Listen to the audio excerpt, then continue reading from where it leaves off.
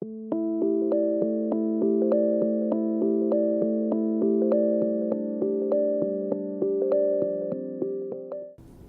highest level of Chinese medicine has always been understanding what's called the direction of energy. Now, this is a very non-woo-woo concept, but it sometimes can be hard to understand. Now, in this fourth self-healing video, I've had this video series on my channel here on how to actually recover from chronic illness and the process I used. I want to introduce you to this incredibly important concept in Chinese medicine to help you understand the directional patterns of energy in your life and in your body, what that really means, and how you can use it to heal yourself.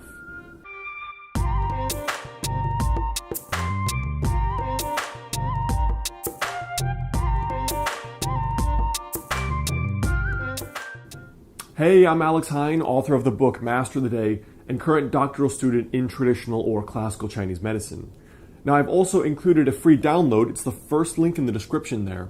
It's 5 daily rituals to help you add 10 years to your life with traditional Chinese medicine. And it's all about some of the daily practices you can get started with right now. So that's the first link in the description there. So what is all this stuff that I'm talking about in regard to the direction of energy, the direction of qi? This is a very non-hippie woo-woo concept.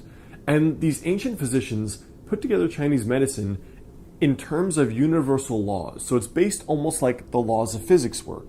So they understood, for example, that everything in nature, the food we eat, the herbs we eat, a person's temperament, and our lifestyle affect the direction of energy in the body.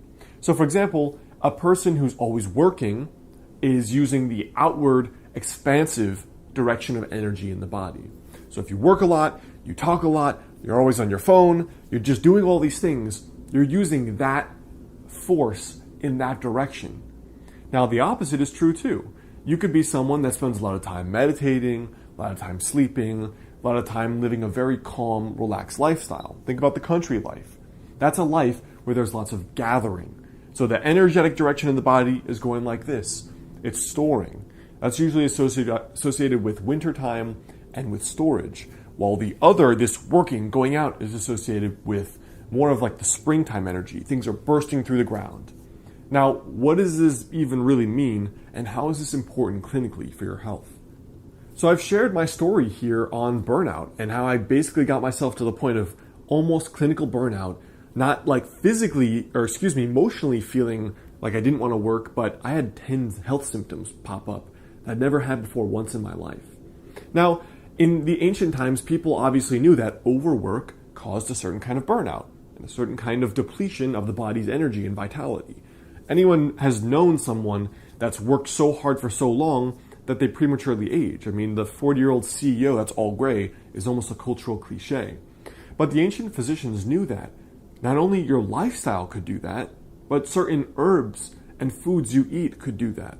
So, for example, the natural flavors we find in nature, sweet, sour, bitter, salty, spicy, when you put sour into your mouth, anyone that's put a warhead into their mouth and they make this puckered face knows that it goes, that sour, it's like, it puckers, it draws in. And so sour has that astringent drawing in effect. And so if a person's lifestyle is to going outward, too much working, too much pushing, too much effort, too much drilling, then what they need is more of those herbs that actually cause that drawing in, withdrawing, settling, sleeping, resting, the herbs that cause that effect in the body. When I was going through my burnout stage, I've been doing 70-hour weeks probably for 4 or 5 years, and it wasn't that the 70 hours was a lot. It was that a lot of it was work I didn't like. I had a full-time job, I was building my own business on the side, I really wanted to quit, and so every day I was just like that, I need to quit soon. I hate this, I want to get done, I need to get out of here, I'm so stressed, I'm so rushed. And for me, more than my working 70 hours, it was that state that pushed me into the state of illness. Because if you imagine that pressure of the discontent, of the unhappiness, that is just as damaging as any external lifestyle a person can have. So I was creating that, that pressurized pushing feeling without even physically moving my body, because I was a desk job. You know, I wasn't digging ditches 70 hours a week. I wasn't physically exhausting my body, but I exhausted it the same way through the emotional state of the push. You can replicate the physiologic state of overworking by pushing with your emotions in the same way. It's kind of crazy that these ancient physicians saw that and they understood it so well. So how can you really use this concept, this direction of energy, to heal yourself? The most fundamental way in your own life is to think, how much up and out are you doing? And how much down and gathering in are you doing? Okay? Very, very simple. We live in a culture now where everybody is overstressed, overextended. Even the phone uses up that force in your body because it still requires attention.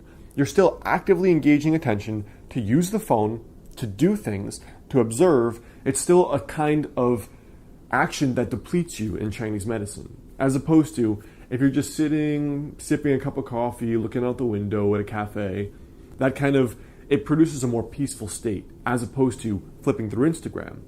And so in your own life, reflect how much of the time are you using just the up and down forces in your body.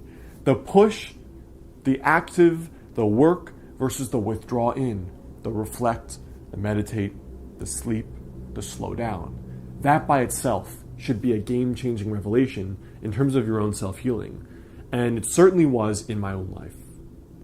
Now, before you go, I want you to leave a comment there below. Let me know for you, where is the direction of energy, quote unquote, where is it going in your life and in your body? And where do you feel it the most when you're doing that pattern? All right? Comment there below. Now again, if you'd like to get started with studying and practicing some of these practices, that first link in the description is the free guide on how to add 10 years to your life with traditional Chinese medicine. A few practices you can do on a daily basis to help you cultivate that kind of presence in your life. So again, that's the first link there. You can also check out my last video on the channel right there.